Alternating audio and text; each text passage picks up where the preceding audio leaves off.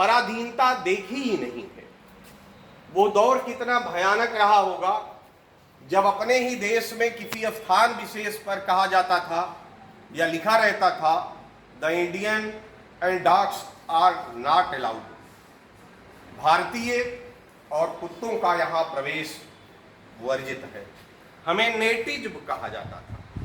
बड़ा कठोर शब्द है, इसकी व्याख्या या इसका अर्थ बताना यहाँ उचित नहीं है।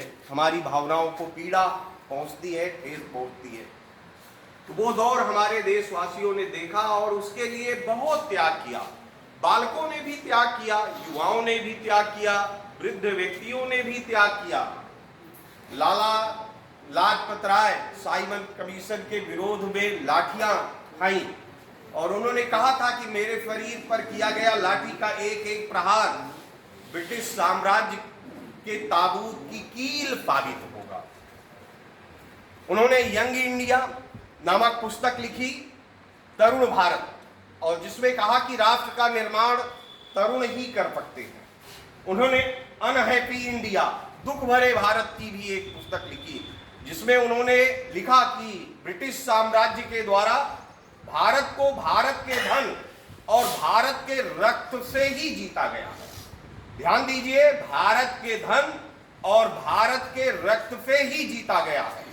हमारे देश में और राजस्थान राज्य से ज्यादा कौन समझ सकता है कि हमने जितने भी युद्ध हारे वो अपनों के कारण हारे।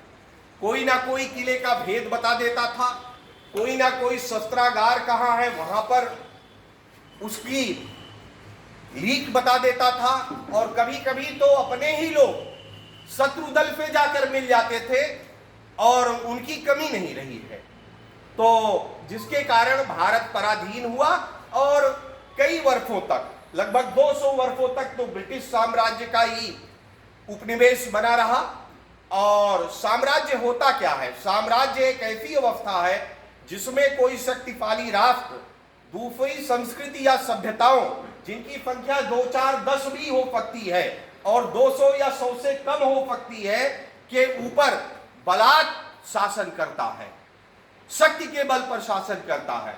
और कोई भी साम्राज्य हो, जब वो कहीं पर उपनिवेश स्थापित करता है तो उसका एक ही उद्देश्य होता है, वहां की जनता का शोषण करना।